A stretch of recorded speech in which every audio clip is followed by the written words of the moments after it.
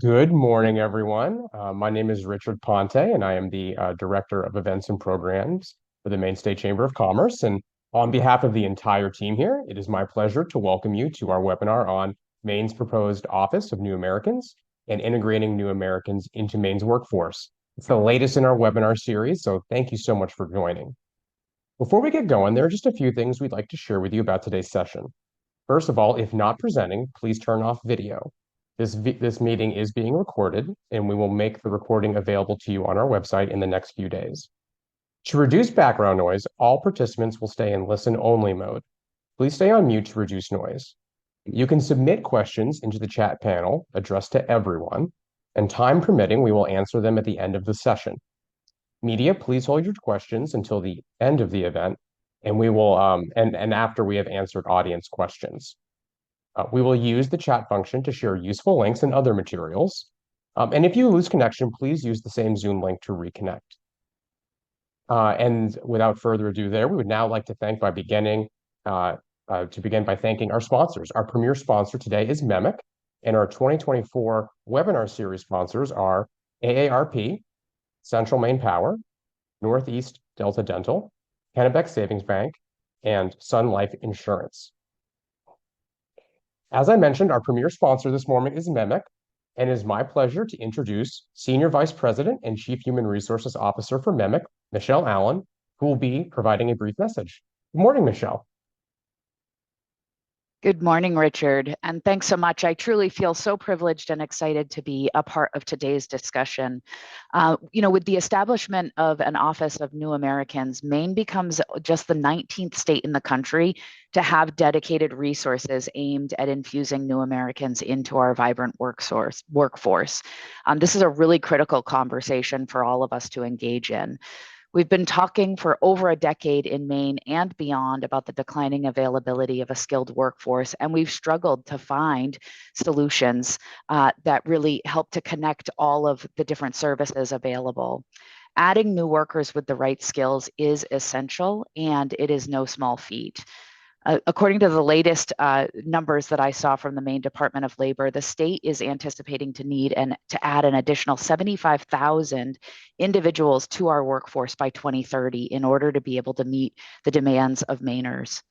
Attracting new Mainers and new Americans is going to be foundational to solving for this challenge for all of us.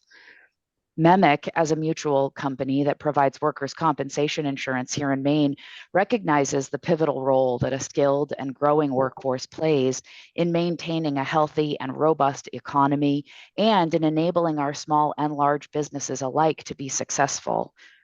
With our primary focus on ensuring workplace safety, we also recognize that understaffed workplaces and lack of resources to upscale our workforce directly contributes to injuries, to downtime, and to lost profitability. All of these elements are harmful to our small businesses, to MEMIC's own policyholders, and to Mainers across the board. And so this is why MEMIC and I are both committed to supporting initiatives that invest in training for the workforce of tomorrow and in replenishing Maine's own workforce. We are so excited to be able to be here sponsoring this event and this conversation, and we're excited to support this initiative long into the future. Thank you for having us. Oh, you're very welcome. Thank you so much for being here and for your support of this webinar, Michelle. It is now my pleasure to introduce the President and CEO of the Maine State Chamber of Commerce, Patrick Woodcock. Good morning, Patrick. Morning, Richard, and thank you so much to MEMIC, Michelle, for your leadership in making today's event possible. I think at a moment where there are a lot of components to immigration, to at the state, federal, and local level, that it is imperative that we really make the discussions as substantive as possible. There are a lot of layers to immigration issues. There are a lot of aspects that the state controls, doesn't control. And we really want to have, as a second step, the chamber was part of a listening session with the governor's office about the proposed Office of New Americans, and wanted to really bring some businesses' voices who are on the front lines of integrating a new population into the workforce. I'd make 3 points before we begin the discussion with our speakers. Um, First, as I think about my role as president of the Maine Chamber of Commerce, Maine's success economically really does come down to demographics. If you're watching what is happening across developed countries, from the United States, Europe, South Korea, Japan, there is going to be a constant battle over this future of uh, creating an environment where people have children, attracting in migration, integrating uh, elderly into the workforce. And the real key aspect for today is for new Americans, how quickly can they successfully integrate into our workforce? As noted, this is proposed of where we would have over a dozen states that have the proposed Office of New Americans in Maine, but it is alive and well in other states. I think ultimately reflecting on where Maine has been, this is an idea that is timely now, but really should have occurred 30, 40 years ago, is we're thinking about how to ensure that new populations feel welcome and that they can be successful with best practices in our state. The primary purpose, though, is really to get into the substance of what this office is. When I first took this role, I was struck by how much activity is already occurring at the state level to assess workforce skills, to partner with specific companies, to look at English as a second language and integrate non-English speakers into the workforce. This is, in some respects, bringing visibility to a lot of the work that is occurring. But there's been, we did want to allow the director of the office of the, excuse me, the director of the office who has been charged with this, GOPIF, and wanted to introduce Hannah Pingree as director of the office for a background of the Office of New Americans mission, its structure, and how it would be a new office, but some existing efforts that are already occurring in the state. So I'll turn over to Hannah to discuss the substance of the proposal.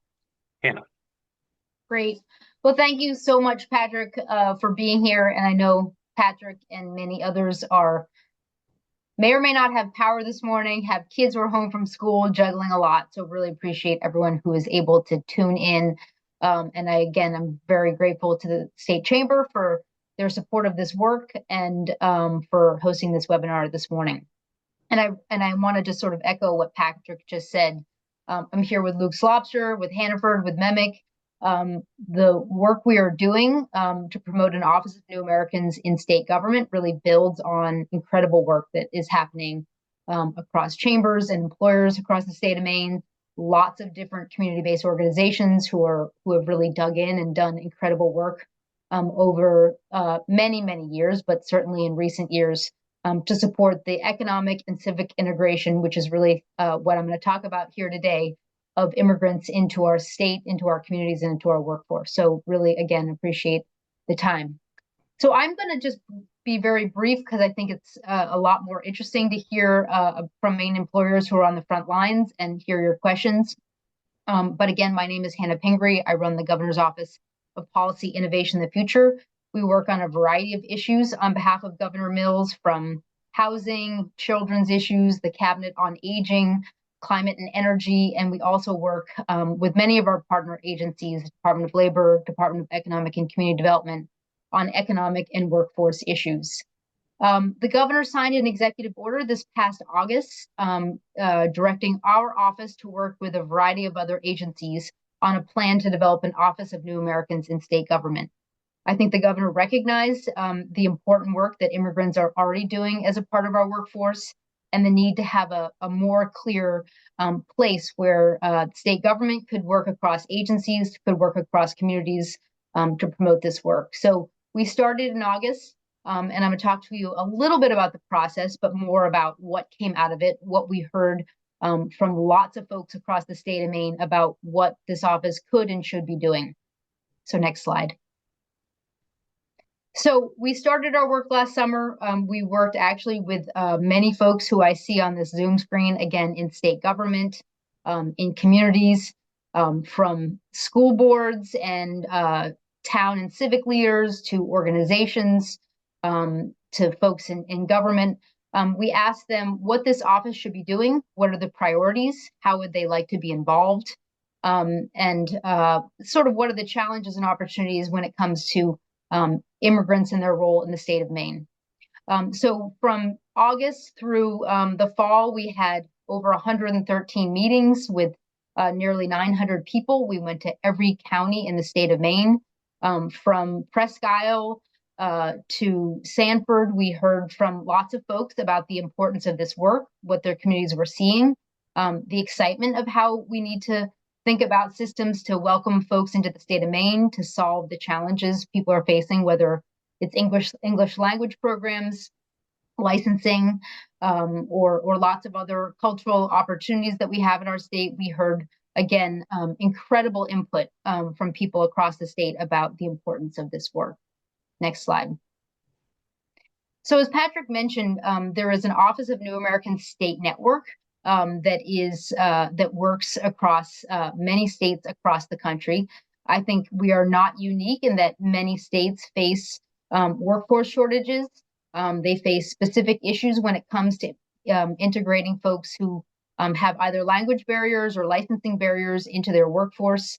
And Maine found out quickly that there was an incredible network working on these policy issues across the country. So we became the 19th state to join the Office of New Americans State Network. I think it's interesting to see some of the most recent states to join include Utah, Michigan, and North Dakota. Actually, just most recently, Pennsylvania joined, making it 20 states now part of the Office of New Americans State Network. A variety of these states, North Dakota is a probably relevant example, are states with declining workforces, aging populations, and thinking about a variety of strategies like Maine has been doing about how to ensure that we have the number of workers to meet the needs of employers, to meet the needs of communities, healthcare, education, all the challenges that we hear about in the state of Maine. I will just say that we have, as a state, through lots of good work that's happening, engaged in a variety of strategies to engage young people, to engage people in recovery. So this work with immigrants is one of many strategies to think about how to solve the state's workforce challenges. Next slide. So after all of this work, we put out a report, and I'm going to share the website so you can go read it for yourself. But after hearing from lots of different folks, we did agree that it does make sense for the state of Maine to launch an Office of New Americans, to have a mission to think about how to best engage immigrants into our communities and into our workforce. A couple of specific elements of the office include that this office should have an advisory board that includes employers, that includes immigrants, includes state legislators, folks who represent towns and schools, as well as education organizations, large and small businesses, folks who provide housing, as well as folks who do workforce development. Next slide. So probably most importantly, and this will resonate, I'm sure, with many on the call, and I think employers will help highlight this. We heard specifically about the challenges that people face and also the opportunities of what an office in state government could do.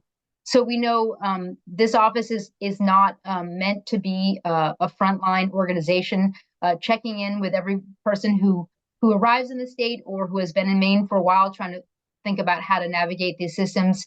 It is really about how do we best coordinate the work that is happening and that could be happening to better integrate immigrants into our workforce and into our communities. So I will just highlight that on the call, I know Home with Kids and No Power is Erica Carly Harris, who works on my team at GoPIF. She was out in communities at, I think, not maybe every, but almost every one of the meetings that happened over the summer, And we heard a number of themes of what this office should be doing, the kinds of policies it should be promoting in state government, the types of things it could be doing and better coordinating across communities and as well as with our federal partners. So I'm going to ask Erica to just weigh in a little bit. But the top priorities that were recommended to us are a focus on work authorization, workforce pathways, and English language acquisition. I think these are probably topics that many employers will also highlight. As Patrick said, this office is not about engaging in federal immigration policy. It is about ensuring that we understand what's happening at the federal levels, understand how to best engage, and then think about what we can do as a state to improve state systems. Entrepreneurship came up as a major theme. I know there's a ton of incredible data about immigrants starting businesses at incredibly high rates that make our communities more vibrant. But how do we ensure we support those businesses? Lots of opportunity there. Clearly, ongoing work with communities and employers is likely to be a major focus of this office, whether it be school districts, municipal leaders, or again, employers. Highlighting good work that's happening, providing advice and technical assistance to employers who are thinking about how to best engage new Americans in their workforce. That's really, I think, one of the things that we know good work is happening. The Department of Labor has done incredible work in this area, but we know there's many more small businesses and others who are thinking about how can I do this work as well. And last but not least, intergovernmental as well as statewide coordination. We heard lots about the number of organizations on the ground providing services. There is a ton of good work happening at the community level. There are also communities coming to us asking, how can we do this work? Some incredible work has been happening in Northern Maine at Northern Maine Community College, where they know they need more workers in Aroostook County. They know there's incredible opportunity, but there's lots of discussion about how to ensure that immigrants who might move to Aroostook would be welcomed, would be integrated into the workforce, and lots of discussion about how to best do that. So we do see a key role for this office to engage with partners to ensure that everybody knows what everybody else is doing, that we're filling gaps, and that we're engaging with partners at the state and federal level to understand changes in policy. So with that, I'm actually just going to see if Erica wants to add anything. I will say these were the priorities we heard over and over again. I will just specifically say that I'll close up with a little bit more about where this proposal for a new office is. But Erica, please weigh in with any other notes. Sure. Thank you so much, Hannah. And it's great to see so many folks on the call. Yeah, I would just reiterate one, just real gratitude for all of the many people who are a part of this process. I think we had over 900 Mainers from all 16 counties, many employers, lots of individual community-based organizations and individual immigrant communities. And, the hope is that much of that feedback is reflected in the report. I know I wanted to add just on the resources for employers. We did hear from quite a few larger employers who have some incredible best practices around hiring immigrants, supporting immigrants, upskilling immigrants, bringing people into leadership roles within their organizations. And so there was a lot of interest from the smaller employers and mid-sized employers and how they might be able to implement those same best practices. I also just want to acknowledge the incredible work that's been done in Maine for decades now. There are lots of community-based organizations and some things around workforce integration with, particularly, I'm thinking of the New Mainer Resource Center, which was recently expanded. The New Mainer Resource Center has developed best practices that are really acknowledged nationally as a model. And so while there's certainly a lot more to be done, and we heard a lot about the pain points from many community members, there is also a lot of great work happening in Maine. And so to Hannah's point, I think it's having this new office is about serving as a nexus across the state, expanding, amplifying, sharing stories about some of those best practices to allow folks to continue to do that great work and also expand its influence across the state. Great. Well, thank you, Erica, and she will be here also to help me answer questions. So just the last slide, I would just encourage folks. So we were directed to propose this plan. The plan has been released. The specific bill has been put forward, LD 2167, that has been voted positively out of the State and Local Government Committee. It has also been included in the governor's budget to both create this office and start the staffing. And so we are incredibly excited. We have had bipartisan support. Folks on both sides of the aisle see the importance of this work. And we never take anything for granted, but we are hopeful that it will be enacted as the legislature adjourns. So I'm happy to keep folks posted. If you go to our website, you can sign up for a newsletter and we will keep you posted on next steps. You can also read both the executive order and the report. So I will just end there. And again, I'm especially looking forward to folks who are in the employer community who have been really doing wonderful work for many years. So thank you, Patrick, and I will pass it back to you.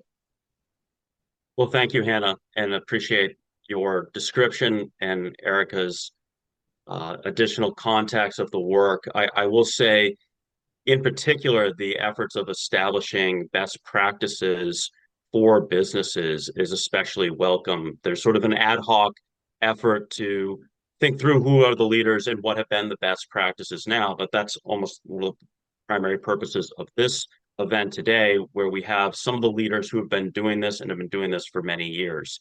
Did want to start with one of our largest employers. Diana Roberge is a human resources specialist with Hannaford. You can imagine they are always on the front lines of thinking about employment and integrating new populations into the workforce. Diana, I wanted to begin by just asking you, what has been the experience for Hannaford and some of the best practices of integrating those who are new to the state of Maine and newly authorized to work? Diana. Thank you, Patrick. Hello, everyone. At Hannaford, we strive to make our stores the most welcoming place to work and shop. That is key. And for associates or people thinking about working for us, it really starts when they're shopping. They need to see culturally relevant assortments of products in our stores. So we're always looking at the product assortment in each store to see if it meets the needs of the surrounding community. They see translated seafood guides in the seafood department. They also have translation services at pharmacy. So if they're picking up a prescription and don't understand, and the pharmacist can't communicate to them, there is a translation service there to make sure that they understand how to take their medication. They also see associates with languages that they speak on their name tag so they can ask about products they're unfamiliar with. And in a couple of our stores, we have a cultural ambassador that walks the store who supports customers and associates by helping them communicate, understand local customs, and the basics of shopping and working in a new environment.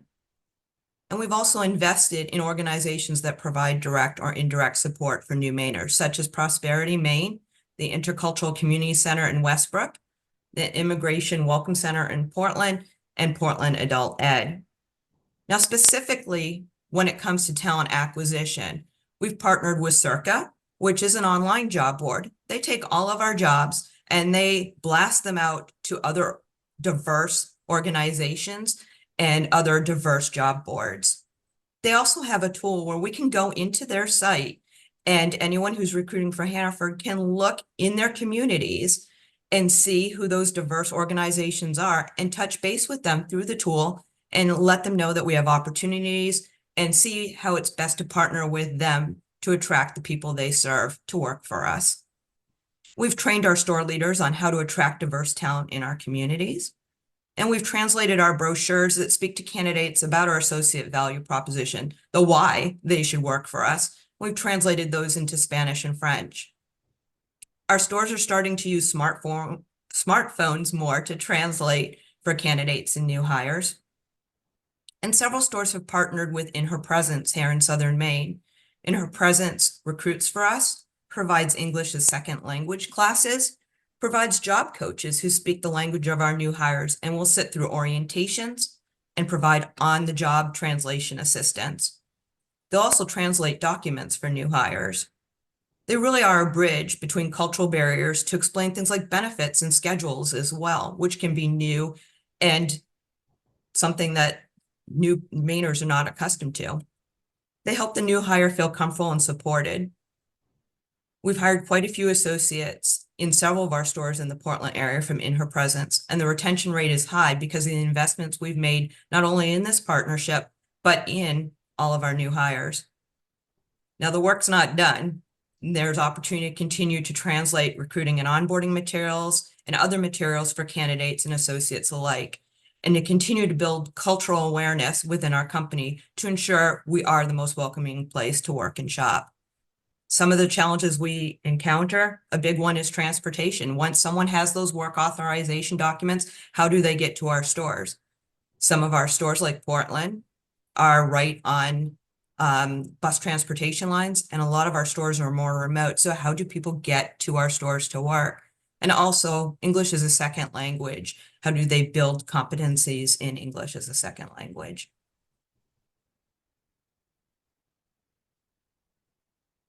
Well, thank you, Diane. I think my takeaways is it's important to partner, not for a business to do this individually, but there are a lot of existing resources available. And that is both finding the workers, but also ensuring that they have the support once they're on the is the cultural ambassador, is that individual to the state of Maine, or do you have that throughout your in stores in other states? Right now, we just have it in a couple of our stores in the state of Maine. Interesting. Well, thank you very much, Diana. I think everyone can learn kind of how Hannaford has been integrating these newly authorized workers into their stores. Did want to pivot now for a smaller business. Everybody knows the Luke's Lobster story, and we're so pleased to have one of the founders with us today who's been a real leader on this effort for a number of years. Ben Conniff, who is a co-founder and also the chief innovation officer with Luke's Lobster. Ben, thank you so much for joining. Would love to hear your experience with integrating a new population into your workforce. Thanks so much, Patrick, and thanks everyone for being here and having me. This is an honor and really a pleasure and a topic I love speaking about. I want to start out just by saying, for those who don't know, we're a vertically integrated certified B Corp seafood company. So people who know us for restaurants may not know that we also buy seafood directly at the dock, that we bring it to our own processing facility in Saco, process it, and then distribute it out to our restaurants around the country, around the world, and through a retail grocery brand and an online market. So a big proportion of our team is actually in seafood processing.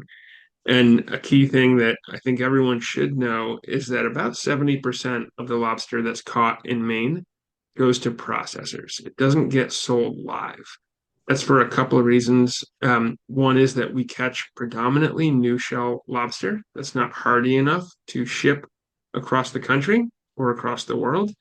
And there's not quite enough demand locally to cook it right here in Maine all the time. So that results in about 70% of what we catch here going to processors.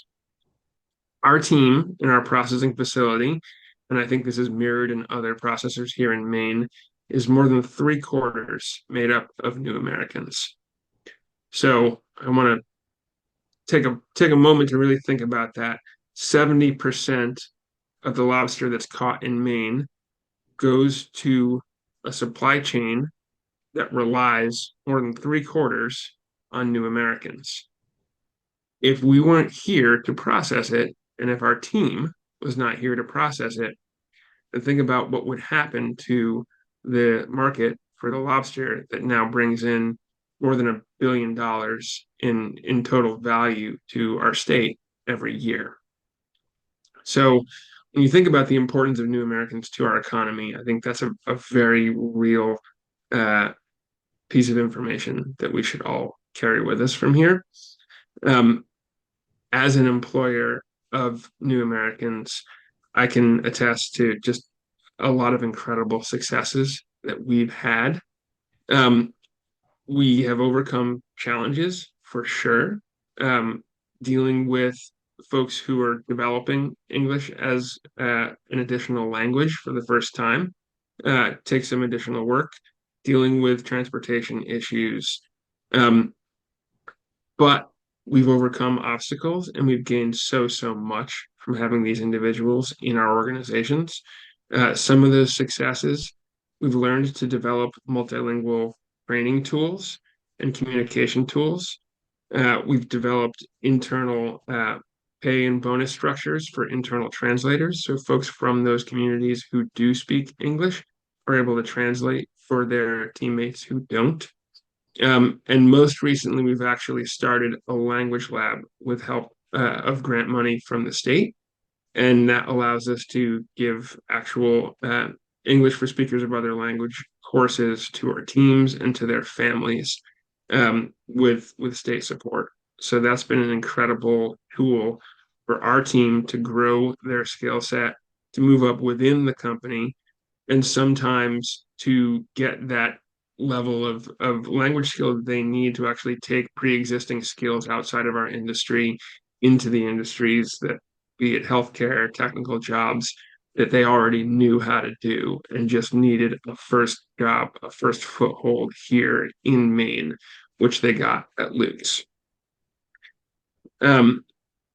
I want to talk about one of our teammates in specifically, who has really inspired me. She started years ago, probably close to 10 years ago, as a production floor employee at Luke's Lobster. She had recently come from Cambodia. She had some English language skills, but they were limited.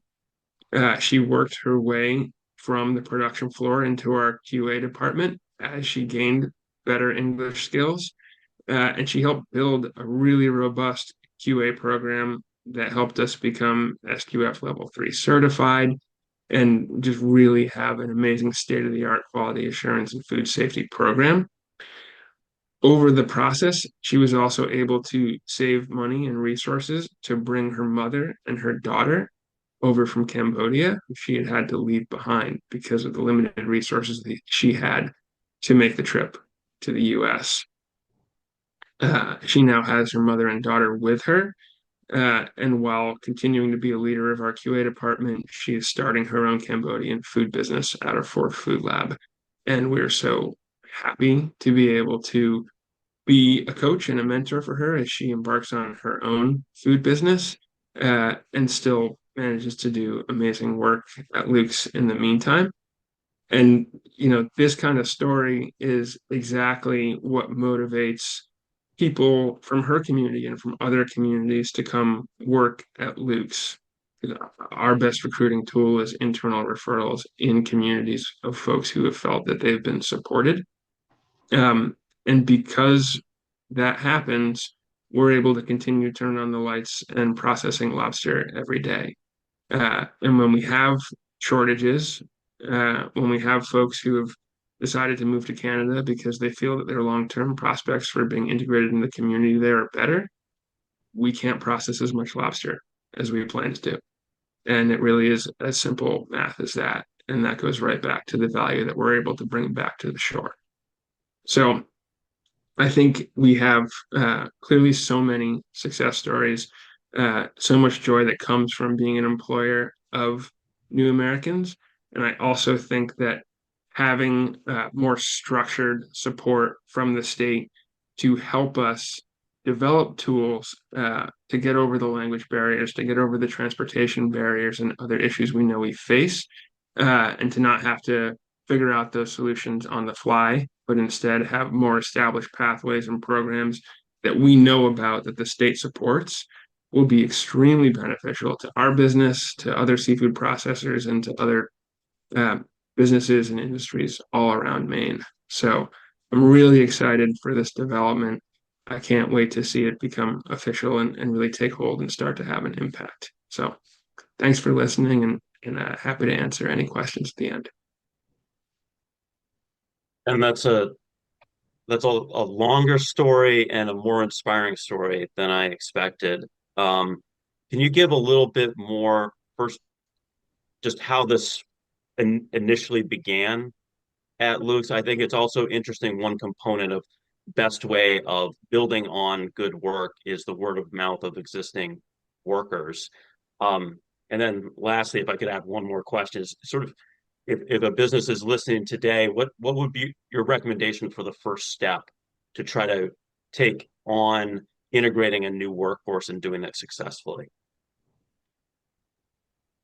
So to tackle that first question, I will say that being an employer to new Americans has been part of the culture and heritage of lobster processing since it really began in Maine. Luke's father, Jeff, started the first licensed lobster processing company in Maine back in the 1980s.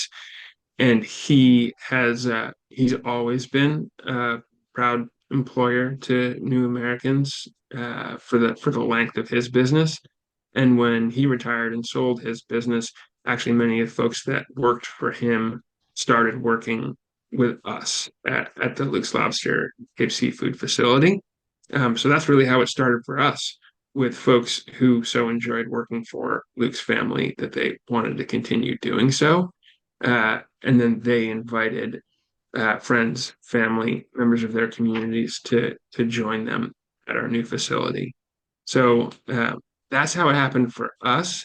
And I think seafood processing has developed a reputation as that place to get a foothold here and to start making income, whether that's a place where you want to grow a career and become, supervisors and managers like some folks that we've had have done, or whether you want to just have the time to get through, the licensing difficulties or the other difficulties that it takes for you to employ the skill set that you brought with you in a totally different industry.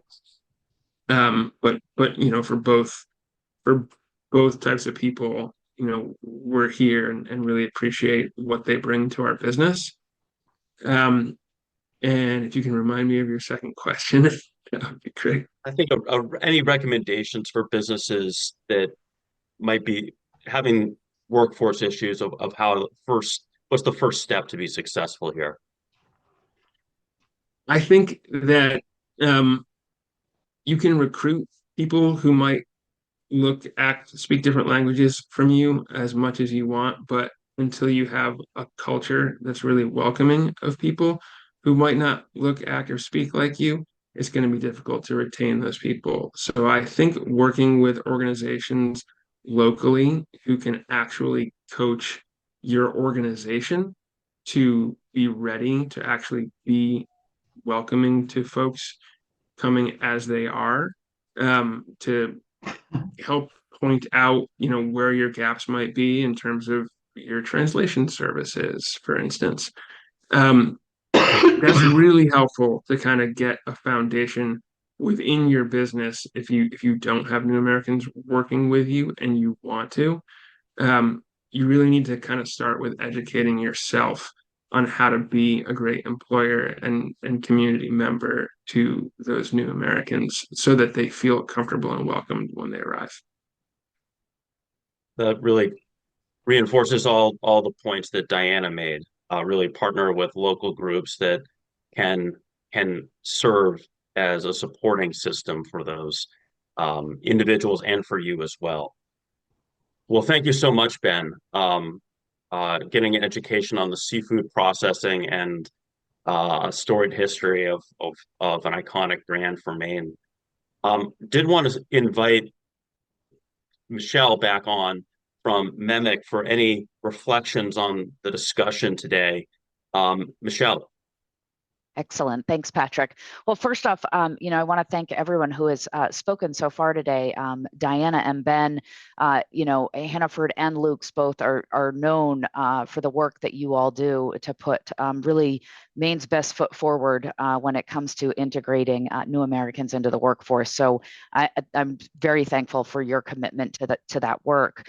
I think what resonates for me as an employer and in experiences as also, operating a small business myself, is the importance of this Office of New Americans to being able to kind of coordinate all of the different service sectors that exist within this realm. Diana and Ben both talked about partnering with small local nonprofits who have been founded by new Americans, the Greater Portland Immigrant Welcome Center, Prosperity Maine, in her presence, right? These are powerful nonprofits that are doing tremendous work and supporting employers, and also talking about the partnerships needed with translation services out there, and the ability to connect to Maine's workforce boards and the work that they're doing to develop certification programs.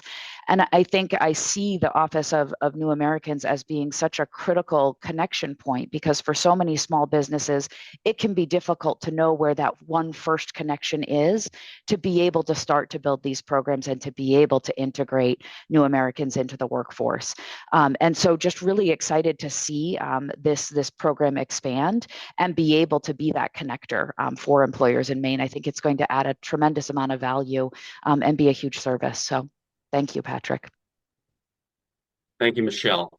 And then finally, I did want to invite Tae Chang from our DEI efforts to give a little assessment of the demographic trends that we're seeing in Maine, to give some context of the demographic issues that Maine faces. Tae, are you with us? Yes. Thank you, Patrick. Good morning. I think everyone knows that the immigrant, refugee, and people of color population in Maine has grown significantly. In the last 10 years, it's almost doubled from about 70,000 people of color to about 140,000. About 60,000 are foreign born. And if you include, kids who were born in the United States who are of foreign born parents, it's a very large, significant population. And we all know that demographics is what's driving the change, not just here in Maine, but also in New England. And we're all going to be competing with people of color. So in New England, the white population decreased by about 500,000 in the last 20 years, whereas the people of color population grew by 1 million. So we've got about 3 million people of color living in New England, and they can all move around. And so how we create a welcoming culture defines whether we're going to recruit people of color from surrounding states or lose them to other places. So that's the thing that we also need to think about. And the other thing that I think that we also should be thinking about from the chamber's perspective is that sales drives welcoming cultures. So Hannaford has created the cultural ambassadors, and I worked with Jim Hamilton on that, Diana, to help that make happen. But when you create a welcoming culture and more people want to shop there, then they're more likely to say, this is a place where maybe I could work. And there's several stages to a career pathway, where today we've been talking a lot about entry-level positions. But, I helped identify about 400 professionals who are mid-level to C-suite levels. And whether we keep some of the higher skilled people of color, and especially immigrants and refugees in Maine, is also a strategy that we need to think about. And according to Goldman Sachs, they reported that Asian Americans are 70% less likely to be promoted than whites with similar skills. And so that kind of underemployment also determines whether people of color and immigrants, refugees want to stay in Maine. If they don't think that they can be promoted, they're going to look for other opportunities, and that could be in neighboring states.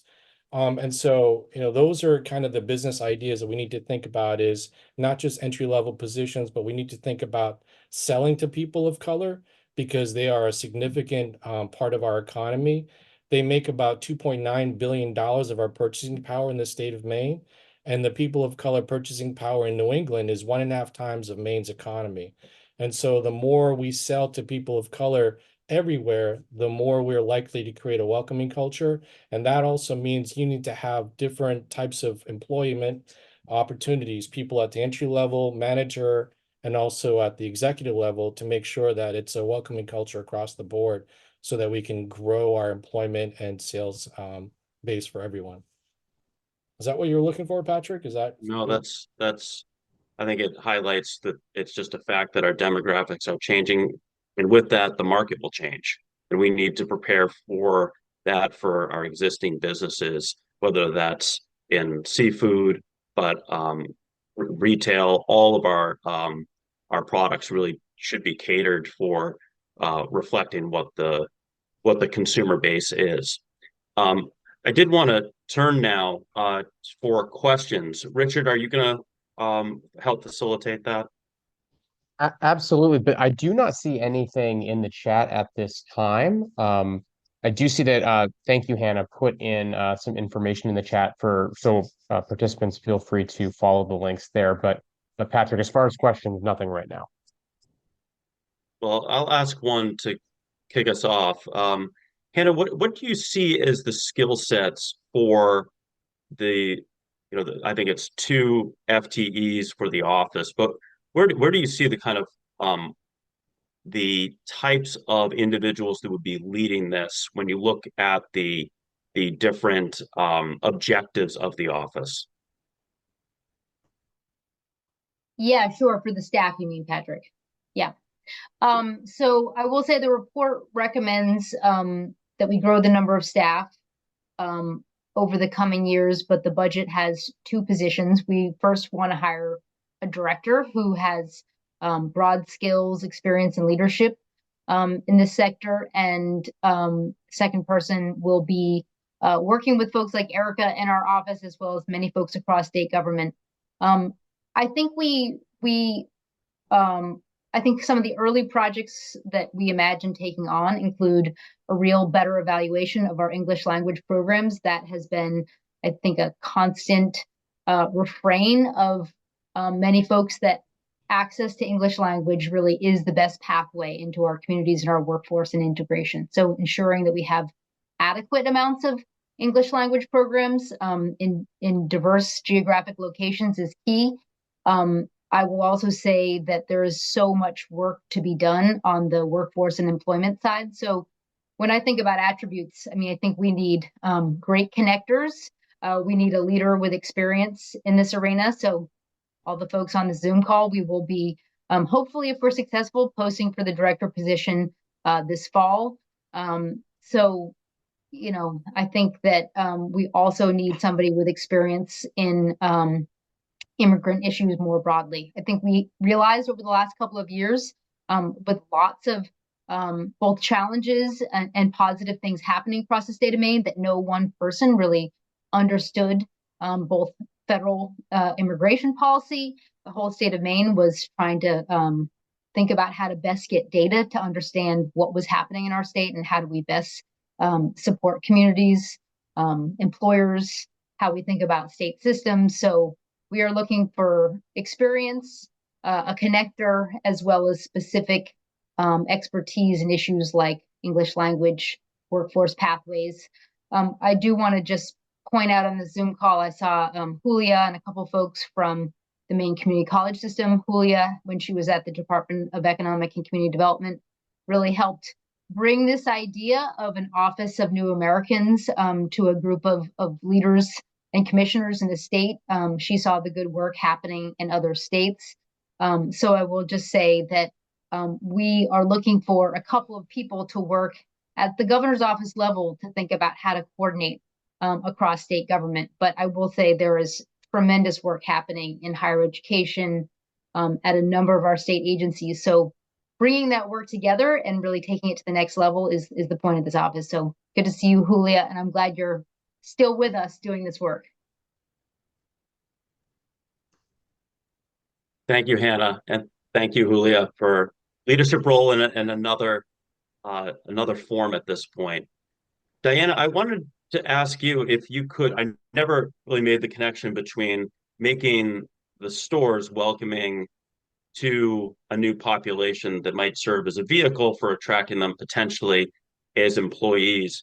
Can you give a little bit more history on that effort? And furthermore, how is Hannaford thinking about whether it's different products to reflect these changing demographics? Yes, our category teams look at both data and assortment from local vendors, especially too. Like who's in the area, who are some of these small businesses that are actually owned by new Americans, and what products do they offer as well. So we do have a big focus on local vendors, which would reflect the communities in which we serve, and bringing those vendor products into our stores and looking at market data as far as who is in our communities, and listening also to our customers, like really listening to them. What do they want for products? What are we missing? What don't we have that they are looking for, and trying to make those changes to support them. What was the second part of the question? Sorry. No, I think you've answered it. Really, that it is data and who are your customers and listening to them. And I was making the connection between having that welcome as a customer has led to potentially acquiring authorized workers for your workforce.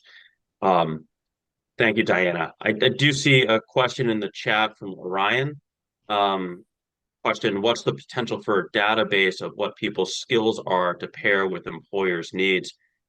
Gets to the heart of a lot of what's going on right now. Good question. Maybe Hannah, could you tackle that one and some of the work the Department of Labor is doing?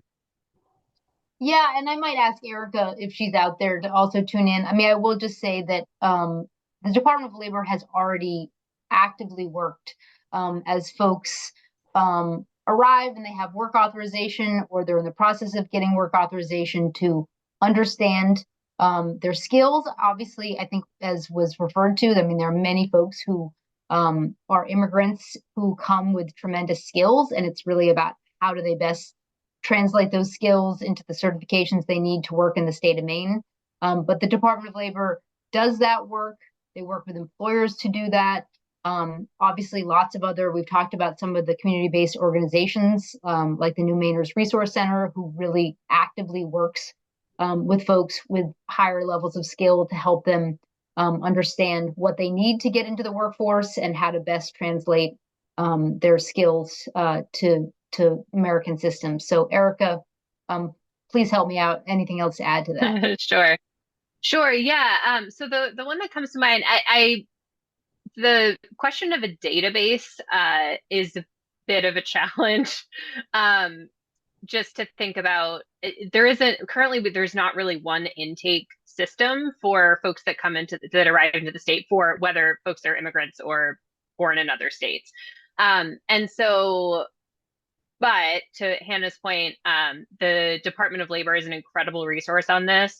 And Maine JobLink is probably the best data system that we currently have around folks in workforce.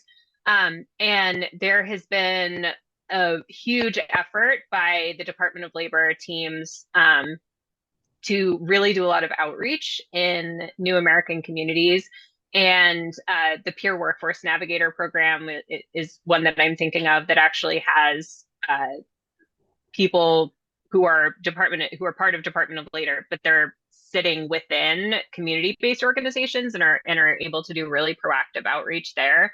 And I think another place where we've seen a lot of success is the transitional housing model that's out of a hotel currently, where the state has partnered with Catholic Charities to do a lot of on-site services and navigation for folks. And so that's a place where people are there physically, and so there's more of an intake system that's possible. But I do think, we certainly heard a lot through the stakeholder meetings that there is an appetite, desire for greater data on our populations more generally. And so this, having a sense of the skills that folks are coming in with and the careers that they might like to pursue in the state of Maine, it will certainly be really helpful. I think the second question that Orion had was around as Maine diversifies and encourages multilingual abilities in Native American I would say U.S. born Mainers, in addition to newer immigrants, do you see increased opportunities for Maine to sell products and services overseas? I love this question. I think it's a great question. Absolutely. I mean, I think there's certainly additional opportunities. I know from the Office of New American State Network, there's examples of places that have significant immigrant populations that have been able to do that, particularly around multilingualism. And there's some interesting, exciting models there. So it's not something that we heard about a lot through the engagement sessions, but it certainly seems like the opportunity is there.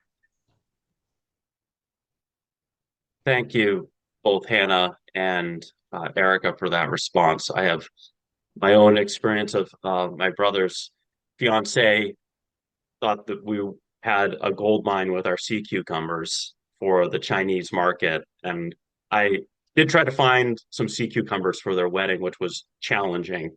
But I do know that they exist out there. But it's sometimes recognizing really what are the products that actually are valuable when we don't have a sense of these different markets. There's a question on discrimination. I wonder if anybody could take this. I do think back of how Ben described creating a welcoming workplace, and also education on sometimes creating accommodations for populations. But does anybody want to respond to, is it Flavia's question? I can just give a couple examples of things that we've done. So one is unconscious bias training that we require all of our employees to take. We use a system called Opus, which is actually a phone-based training ecosystem, I guess, that was specifically built to be accommodating to multilingual populations. So we distribute that unconscious bias training in, I think, 6 different languages to our team based on what language they've opted in on their Opus system. So every one of our team members learns what unconscious bias is, and we think that it improves their ability to recognize it in themselves before they do anything that would be unwelcoming in the workplace. We also have quarterly trainings, which are required for all our managers and open to all our team that wants to join. The most recent speaker was actually Eklis Ahmed from Chance to Advance. Many of you might know her, but she's an inspiring woman here in Maine who moved from South Sudan. And she spoke to our team about what it's like to make that move to become a new American, and really helped us build empathy for the parts of that journey, past and present, that we might not be aware of if we don't hear about it firsthand. So I think trainings like that, but really respectfully encouraging people to share their stories to help build that empathy, has been important for us. That's great, Ben. And do you develop that curriculum, those trainings, with a third party? We don't. We typically hire a third party for each one of them, but the topics are chosen and voted on internally by the team. Well, we are at time. If there aren't any last questions, I just want to thank everybody for a substantive discussion on a timely topic, both with a legislative proposal, but with the work that is occurring on the ground in these businesses every day. I think there is a next step that I would like to take some of the resources that were identified from Hannaford, from Luke's, and disseminate that, maybe if there's some suggestions from the Office of Policy and Innovation to everybody who's participated today. But thank you so much again to our sponsor, MEMIC, for our speakers today, and ultimately all of you who are part of making a successful New Americans office and ultimately for a new workforce to be successful in the state of Maine. Thank you all and appreciate everybody's participation.